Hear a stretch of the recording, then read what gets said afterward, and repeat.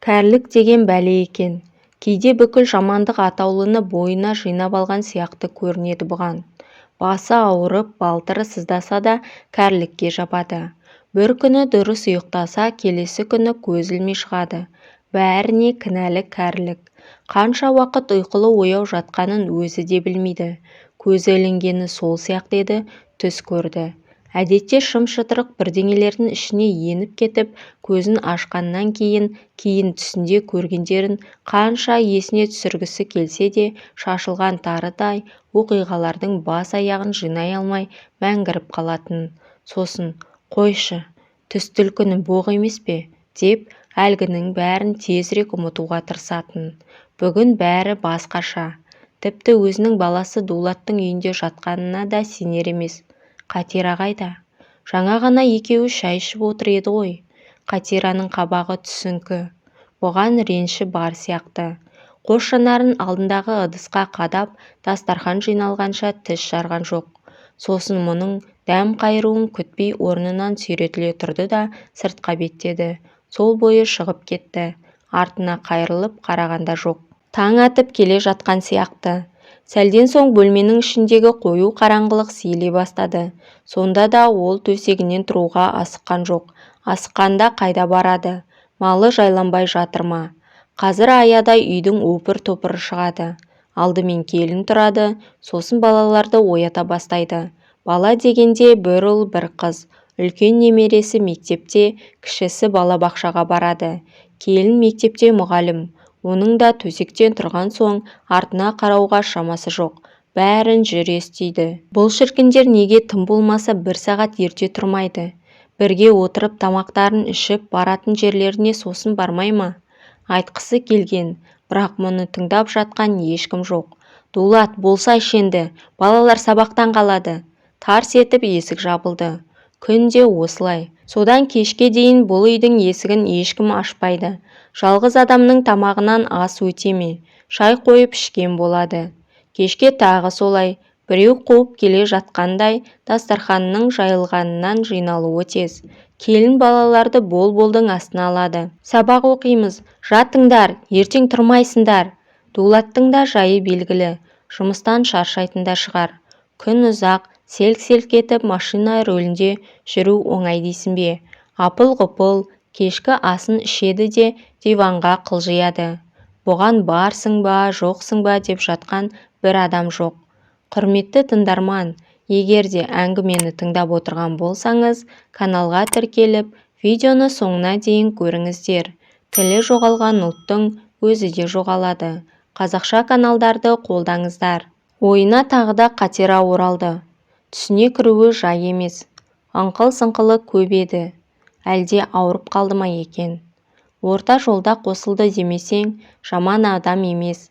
Кісілігі мол, шәрбанды жоқтатқан жоқ. Әй-шәй деспей 10 жыл тұрды. Орта жолда атың өлмесін, орта жаста қатының өлмесін деген рас екен. Жастай қосылған жары шәрбан ота үстінде қайтып кеткеннен кейін бұл үшін өмірдің қызығы болмай қалған. Бұл кезде балалардың бәрі жеке-жеке үй болып кеткен. Рас, алғашқы жылы кезектесіп келіп тұрды.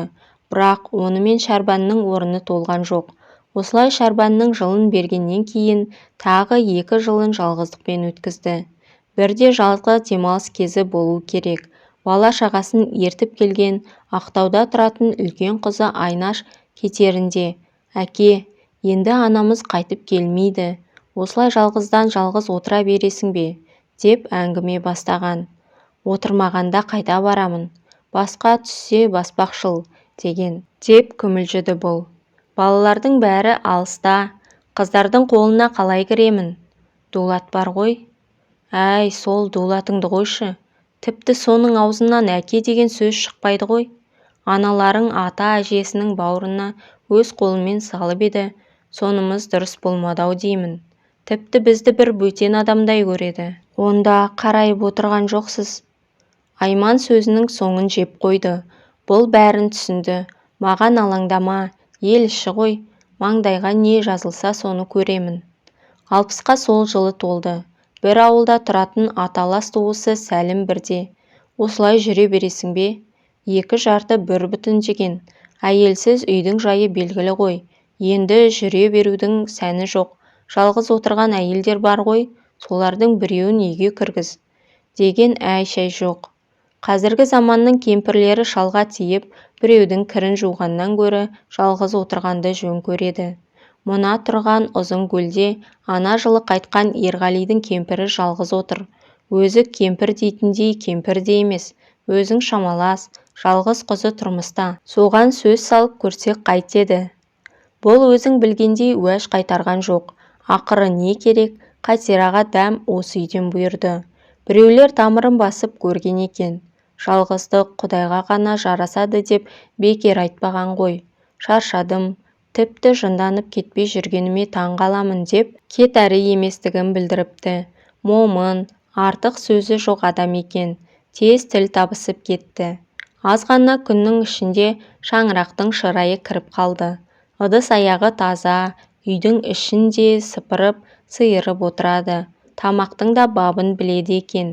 Әйтеуір мұны жүдеткен жоқ. Осылай 10 жылдың қалай өткенін де байқамай қалды.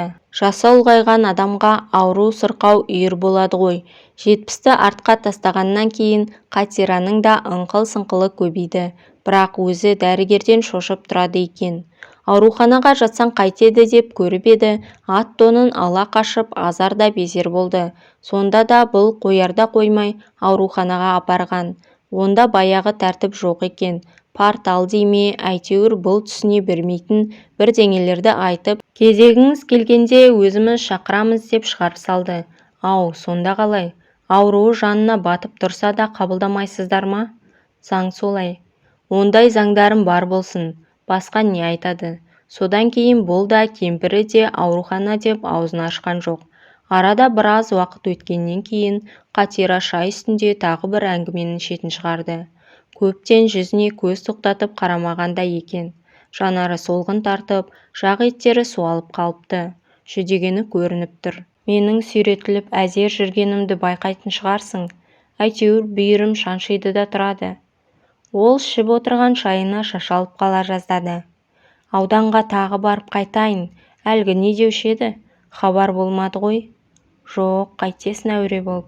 Менің айтайын деп отырғаным басқа әңгіме. Маған рұқсатыңды бер.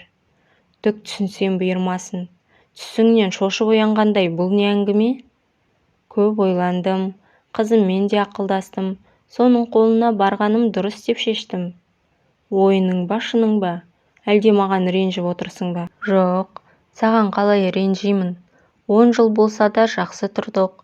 Әлі де тұғырдан таяқ қойған жоқ сияқты едік. Бірақ мына аурудың беті жаман. Мені алып ұратын сияқты. Бүгін болмаса ертең жатып қалсам, сенің жайың не болады? Қайдағы жоқты айтпашы. Осы күні кім ауырмайды? Бетін аулақ қылсын. Өзім күтемін. Неге болсын шыдаймын. Жамандықты шақырма. Қатира айтқанынан қайтар емес. Далайда қалдырмайтыныңды білемін ғой. Рұқсатыңды бер. Қызымның табалдырығынан өз аяғыммен аттайын. Осыдан кейін екеуі бір сәт үнсіз қалды. Қатирамен айтарымды айттым. Сенің я деген бір сөзің ғана керек деп отырған сияқты. Япырмау, осындай қиын әңгімеге тап боламын деп ойлап па еді. Осыған дейін ауруы қанша жанына батса да маған сездірмей келген екен ғой. Қатира, ойлансаң қайтеді? Асықпайық. Былайғы жұрт не дейді? Қартайғанда бұларға не жоқ деп күлмей ме? Сосын, осы үйде состиып жалғыз қалып мен не істеймін? Балалар бар ғой, солардың біреуі қолдарына алар. Ақыры не керек? Қатираның айтқаны болды.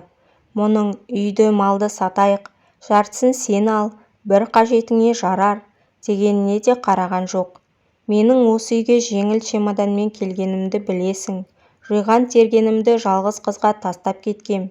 Шүйкедей кемпірді асырар, асырамаса тағы көре жатармын деп сырт киім, көйлек көншігінен басқа ештеңеге қол тигізген жоқ. Мұның содан бері көргені осы. Өзі айтқандай жиған тергенін сатып, одан түскен ақшаны баласының қолына ұстатқан. Өз басына зейнетақысы да жетіп жатыр. Үйден ұзап шыққанына 4-5 ай болып қалды-ау деймін.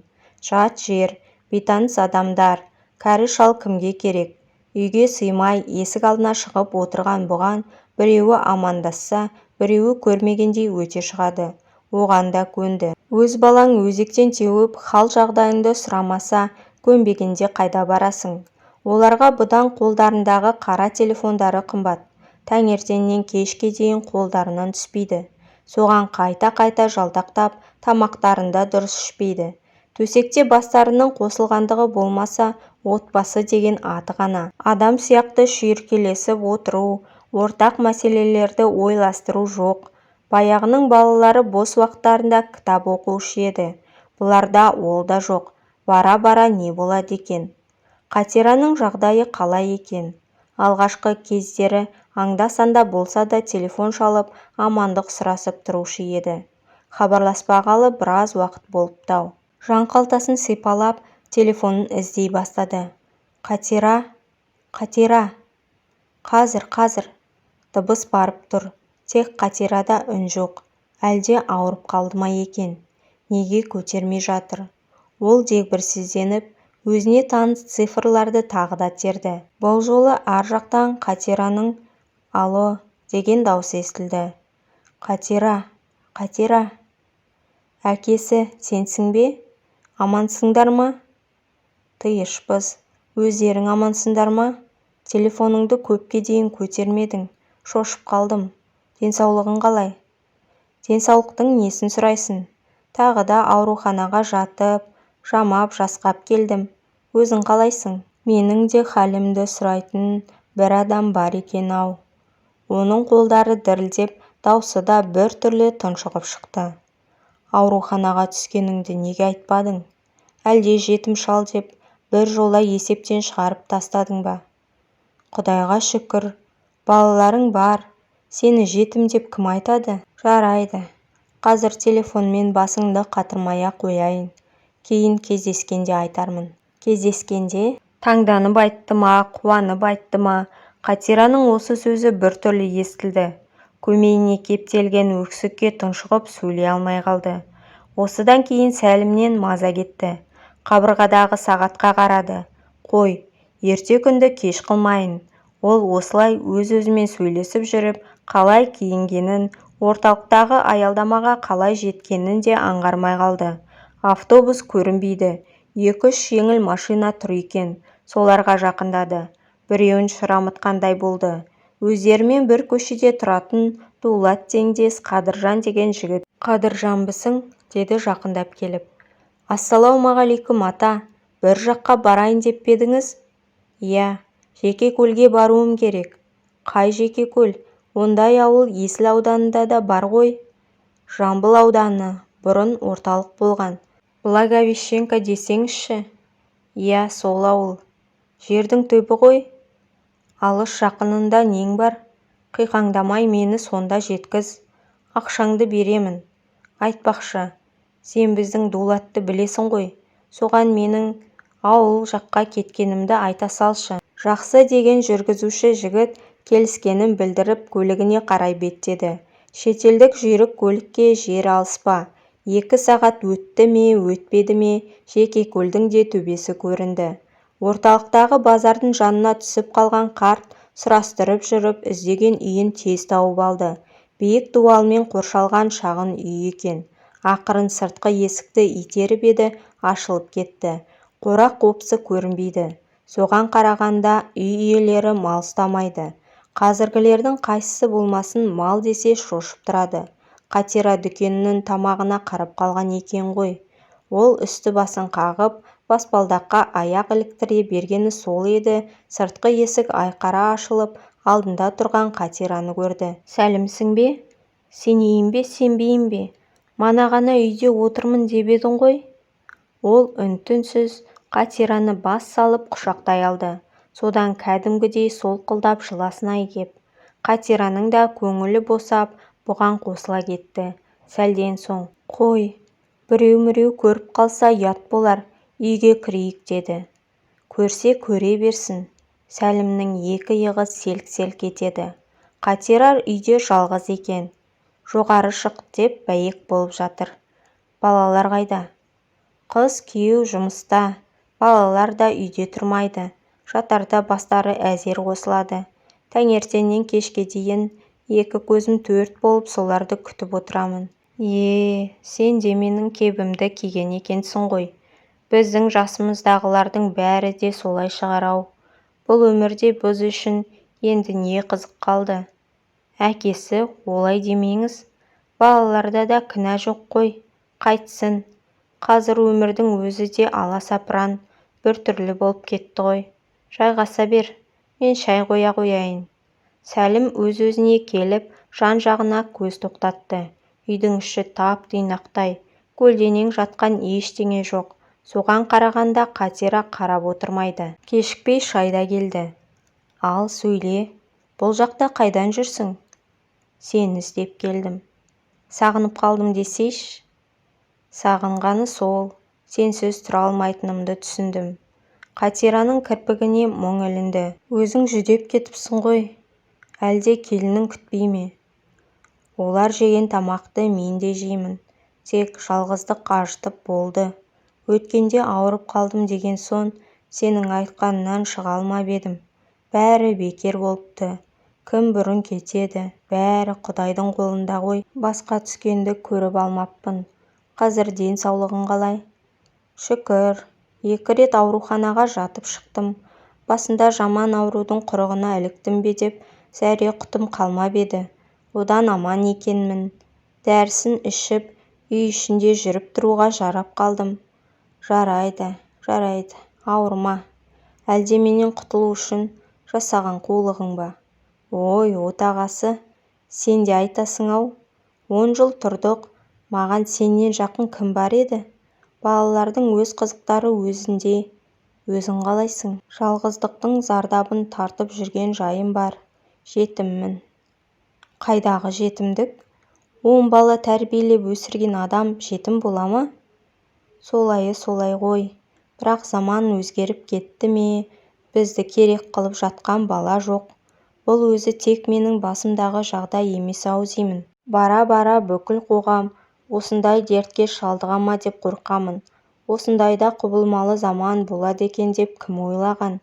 Мен өзім ата-анамның қасында болайын деп мектеп бітірген соң ешқайда ұмтылған жоқпын.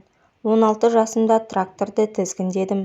Содан зейнет демалысына шыққанша түскен жоқпын. Өзіңде 40 жыл мұғалім болдым деуші едің ғой. Қазіргілерде ол да жоқ. Таңертең бір жұмысқа кетсе, кешке басқа қызметке ауыстым деп келіп тұрады. Бірді айтып, бірге кеттім-ау. Көп сөздің тоқ етері, бірге тұрайық. Қатира өз құлағына өзі сенбегендей бұған тесіле қалыпты.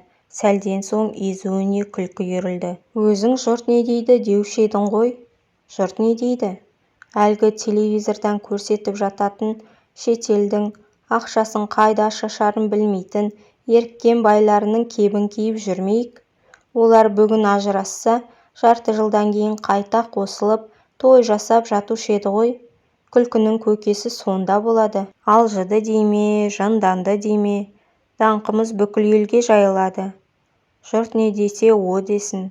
Мысыққа ойын керек, тышқанға өлім керек деуші ме еді? Қазір оны ойлайтын жайым жоқ. Келісіміңді бермесең, ертең тура қарттар үйіне тартамын. Қой, қайдағы жоқты айтпа. Қатира мына сөздерден шынында да шошып кетті. Аузына сөз түспей, басын төмен салбыратып ұзақ отырды. Ойының ба десем, шындап барасың ғой. Қайдағы ойын? Сүйретіліп жүргенім болмаса тірі Мені аясаң, өтінішімді аяқ асты ете көрме. О баста да бізді Құдай қосқан шығар. Бірге тұрайық. Не болса да бірге көрейік. Қатира үнсіз, шай жайына қалды. Шынына келсе өзінің де жағдайы оңып тұрған жоқ. Бұл да тірі жетім. Өткенде күйеу баласының біреуге, үйге алаңдамаймыз, тірі құлпымыз бар ғой, деп жатқанын құлағы шалып қалған. Иә, мұның да күні босаға күзетумен өтіп жатыр. Шіркін, қасында да өзіңді түсінетін, шүйіркелесетін, сырласатын жан болғанға не жетсін. Қызық болды-ау өзі. Балаларға не айтамыз? Балаларына сыймады деген сөзге қалатын болдық қой. қатираның беті бері қарай бастағанын сезген Сәлім суға кеткен тал қармайды дегендей бастырмалата жөнелді. Балалар іштен шыққан сұр жылан емес пе? Біздің айтқанымыздан шығып қайда барар дейсің? Айтайық, түсіндірейік, жалынайық, жалбарынайық. Аяғыма жығыл десең жығылайын. Сенің бір ауыз сөзің. Енді артынып-тартынып ешқайда да бармаймын десең, оған да көндім. Осы ауылдағылар да қотарылып көшіп жатыр ғой. Бос үйлер көп, солардың бірін жалдайық. Сатып ал десең сатып аламын. Қатира сөз таппағандай күлімсіреп басын шайқай береді. Қызық болды-ау деп. Сәлімнің екі көзі Қатирада, әне-міне, я дейтін сияқты.